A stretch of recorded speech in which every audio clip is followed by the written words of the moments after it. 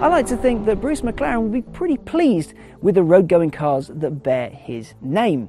McLaren's gone from a one-car manufacturer to one of the most celebrated in the world in just a handful of years. Yeah, it got its start with road-going cars with the F1 in the 90s, but really, you can't ride one wave forever.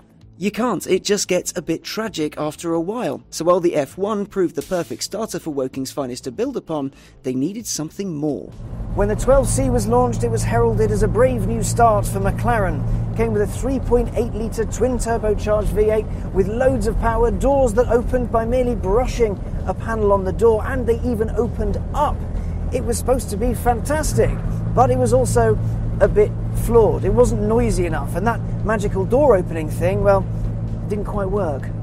But the kind of company McLaren is meant those early issues were solved rapidly. Once its cards were in order, McLaren decided it was going to launch an all-out assault on the supercar world. Not long after the 12C came the 12C Spider, then the 650S Coupe and Spider at the same time. The P1 hybrid hypercar, then the 675LT, P1 GTR, 570S, 570GT, 675LT Spider, 720S, and now this, the 570S Spider. And how long has it taken McLaren to go from slightly wonky 12C to one of the most coveted brands in the world? Well, 6 or 7 years. That's about it. And over that time, it's launched 12 new models or derivations. That's insane. One of them is a world-beating hypercar. The rest all outstanding in their field. How many other companies do you know that can go from literally nothing to, oh my god, that's awesome, in that little time? Very few. We all knew the 570S was going to lose its head eventually. It's a hugely accomplished fixed-head car, a decent GT too, but no exotic lineup is complete without a Spider, is it?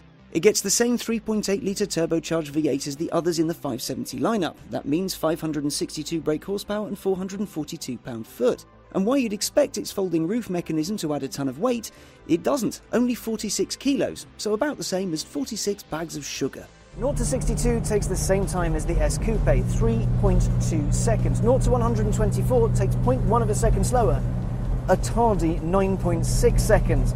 Its top speed with the roof up is 204 miles an hour, with the roof down 196.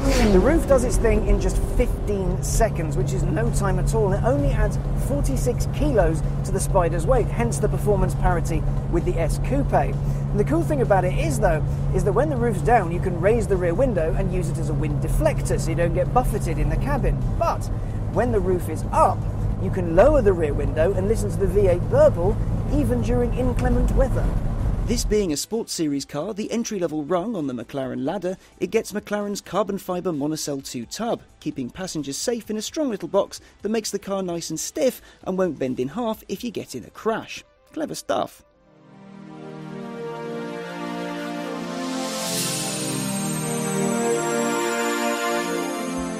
McLaren throws all of its engineering know-how at its cars, and as such they're all incredibly competent, but some people think that that can make them a little bit soulless. So, is the Spider a soulless beast or an awesome monster? First of all, this thing looks the absolute nuts. It is beautiful, roof up or down. It's easily the best looking of the 570 cars. The GT are very close second, but man, this thing is just stunning. I love it a bit. The roof is quick, it's efficient, and it's actually super quiet. McLaren says it's 20% quieter than the 650S Spider, and that was already a pretty quiet motor. The way it gets off the line and how it just surges through the gears is nothing short of incredible. You have to wait a little bit for the turbos to do their thing, then once they're on song, bang, you're straight into the distance. It's fearsomely fast, and couple that with the noise it makes while it's being fast. Holy crap, it sounds incredible in here. The best setup to have is sport, because that makes it not too harsh on the road, but it still makes it nice and fast, nice and grabby. The steering is beautiful. It's a hydraulic setup. They haven't gone electric like Porsche. You get so much feedback through the steering wheel. When you put it into a corner, you can feel absolutely everything. You know the exact angle the front wheels are at. The yaw rate is nothing short of beautiful. But also it has that McLaren ride. So when you are in the normal mode, normal lumps and bumps in the road, cracks or potholes, you don't really notice them, you don't feel them. It's really quite bizarre. In a 911 you would be bounced around a little bit, but here, well, it feels kind of like a 3.8 litre really noisy Rolls Royce. It's kind of smooth. It's amazing stuff. Once you get bored of automatic mode and just cruising from the day to day, you press the active button, turn everything to track.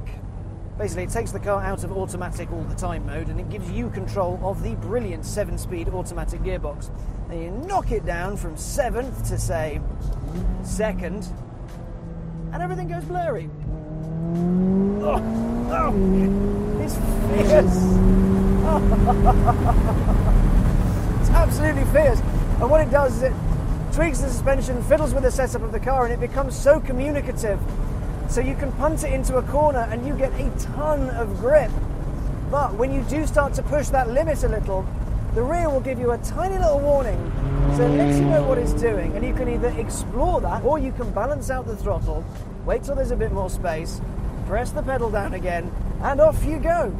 The gearbox is so quick that adjustments up or down are instantaneous. We're in 5th right now, there's 4th. There's 5th again, there's 4th, there's 3rd. It's instant. The reason McLaren puts automatic gearboxes in its cars is because manuals are slow. Humans make cars slow. Now this car has carbon ceramic brakes on it, which are phenomenal. The thing about them is, there's not much pedal movement to it, so they are quite tricky to modulate and get used to.